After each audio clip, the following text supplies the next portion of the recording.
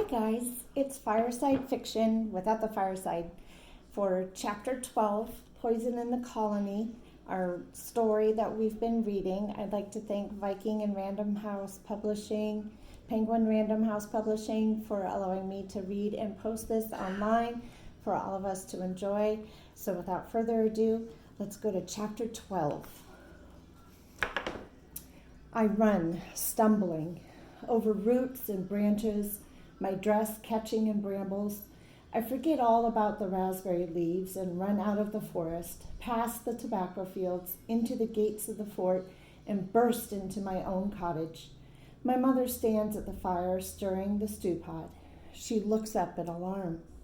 "Mom, I just saw one of the fairy folk, a huge one, or an angel, I don't know which." I pant, out of breath. Alice clasps her hands. "Fairies?" she asks. I have told her stories of good fairies, not like the one I saw.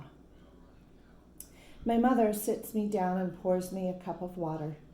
"Tell me exactly what you saw," she says. I describe the large white wings, the feathers on the thing's body, and the dark human face. My mother shakes her head. "An angel would not have scared you so. It must have been of the fairy folk. These are those who come from the fairy realm to steal human babies. This one may have come for this child." She touches her belly. I shiver. "No, Mum, we can't let it." She goes to my father's toolbox and pulls out iron tongs. She hands the tongs to me. "Take this with you in your basket. Those that are fairy cannot abide iron. It will protect you. Once you have gathered the raspberry leaves, go to the sand pit where the men play that game with old horseshoes. Bring one of them back. They are made of iron as well." A moment later, she grips the edge of the table and closes her eyes. Beads of sweat form on her upper lip. "I'll go get Jane Wright," I offer. Mom takes a deep breath and relaxes. "Not yet," she says. "Jane has her own work to do." Then she frowns. "I thought the fairy folk lived only in England. There you hear stories of an infant disappearing and nothing but a block of wood left in the cradle, or of changelings where the human child is stolen and a fairy creature is left in its place. I didn't know there were fairy folk here in the New World. It is good that you were warned. We will be ready." I put the iron tongs into my basket alongside the knife for cutting the raspberry canes. This time I walk slowly, past the gates, past the fields, to the edge of the forest where I find the wild raspberry brambles.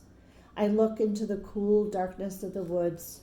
The birdman is nowhere to be seen. He doesn't want to steal me. He wants my baby sister, I tell myself. I cut the raspberry canes, trying not to prick my finger with their thorns. I fill my basket and run back to the fort before the birdman can reappear. The raspberry tea sits brewing. Mom lays out clean rags and has me fill a pot of water to boil.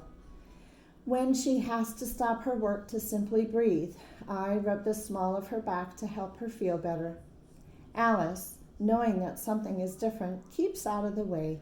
She talks softly to her rag doll, saying, "Mom doesn't feel good today, so we have to be very quiet." Finally, when my mother has to take to her bed, she says, "Go find Jane. Bring Alice with you. I would love to have you stay to help me, but I don't want Alice to be scared, so keep her away. But don't take her outside the fort." "Not with that creature out there, I think." I grasp Alice's hand, and together we hurry to Jane Wright's cottage, where Jane is busy sewing. "Mom sent me to fetch you," I say. "It's her time."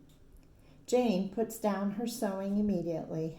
"Knowing your mother, she has waited until the last minute to call me, and I'll have to run to get there on time," she says cheerfully. She picks up her bag and heads out the door. With almost everyone in the tobacco fields, the fort is quiet. I pick up a pretty white stone. Alice, let's play a game. We sit down together on some logs near the big cook pot. You have to guess where the stone is, all right? Alice nods as I put my hands behind my back. Then I pull my hands out, closed, and hold them in front of her. Handy dandy prickly pandy, which hand will you have? I chant. Alice chooses my right hand and I open it. She giggles when she finds the white stone inside. She tries to take it from me, but I shake my head. Let's play again, I say. I hide my hands again, this time switching the stone to my left hand. Handy dandy prickly pandy, which hand will you have? Alice chooses my right hand again. When the hand is empty, she pouts and looks like she might be about to cry. Alice, it's a game, I tell her. You'll get the prize sometimes and get the empty hand sometimes, but it's supposed to be fun every time. I chuck her under the chin. She looks at me gravely. Fun every time, she says. We play the game over and over, and Alice manages not to pout when she guesses wrong, though she only laughs when she is right. Finally, she begins to tire. Let's go home now, she says.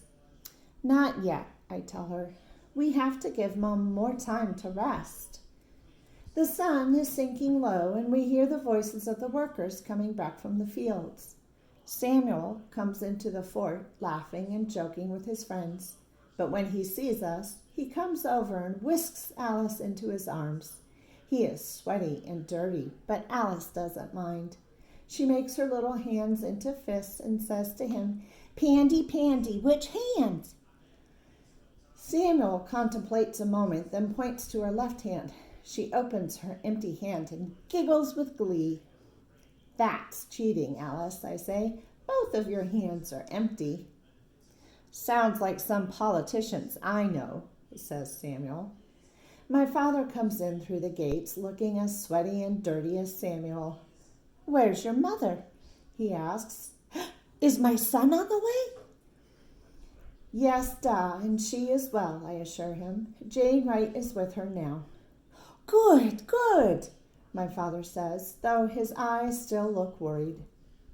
I don't tell him about the fairy creature who has come to try to steal this new baby.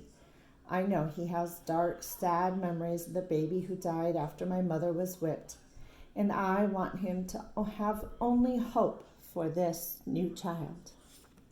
Thanks for tuning in today.